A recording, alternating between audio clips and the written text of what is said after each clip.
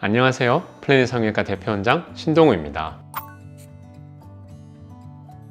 여러 가지 리프팅 레이저들이 있죠. 그 중에 울세라 같은 경우에 초음파를 이용하는 레이저입니다. 이 초음파 에너지를 내가 원하는 위치에다가 집속을 해서 열 에너지를 전달하는 거죠. 그렇게 하면서 이제 타이트닝을 하는데 주 타겟 부위는 스마스층입니다.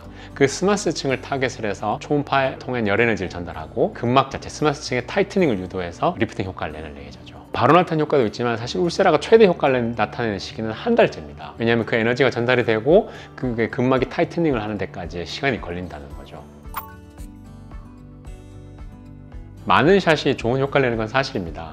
근데 이제 무조건 많은 게 좋다기보다는 샷 수가 많아지는 경우는 부위가 넓어지는 경우거든요. 처짐이 보통 이제 나이가 들면서 볼에서부터 뭐 이중턱, 턱라인까지 다 처진 경우에는 많은 샷을 할 수밖에 없어요. 부위가 늘어나기 때문에. 샷 수를 많이 했다고 해서 효과가 길게 가는 건 아니에요.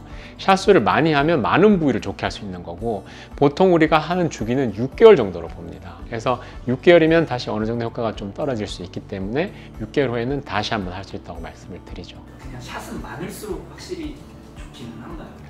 같은 부위에 또 많은 샷을 쓰는 게 무조건 좋진 않고, 부위가 넓어지면 맞춰서 많은 샷을 쓰는 게 중요하고, 많이 늘어나신 분들은 많은 샷을 쓰는 게 중요합니다. 그렇기 때문에 모든 경우에 많은 샷이 좋은 게 아니라 상대적으로 처짐이 심하면 많은 샷 수가 가는 거고, 그만큼 샷 수가 많아지면 효과는 좋아질 수밖에 없는 거죠.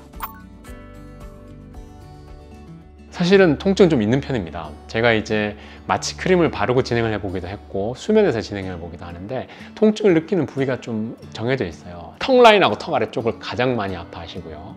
그 다음에 팁의 깊이가 있습니다. 4.5mm, 3mm, 1.5mm가 있는데 좀 더 얕은 층에는 1.5mm가 주로 통증을 호소하시는데, 3.0과 4.5 같은 경우에는 이제 근막, 깊은 근막 쪽을 타이트닝을 한다면 1.5 같은 경우에는 근막보다 그 위에 층, 그러니까 연요직층에 어느 정도 효과를 좀 기대하고 타이트닝을 주는 거거든요. 얇은 팁을 썼을 때, 그리고 턱 라인하고 턱 아래쪽에 목 라인 여기를 했을 때 통증을 좀 더 많이 호소하시고, 그 외의 경우에는 조금은 덜 호소하시는 편입니다. 그리고 중요한 거는 울세라 같은 경우에는 마취 시간이 그렇게 길지는 않습니다. 그래서 사실 내시경 하듯이 간편하게 할 수 있는 부분이기도 하고, 기왕이면 이제 시술하시는 동안 좀 더 편하고 좀 더 아프지 않게 받게 해드리고 싶기 때문에 마취라는 거지, 어떤 것을 선호한다거나 그런 건 잘 없습니다. 시술 시간은 어느 정도 되죠?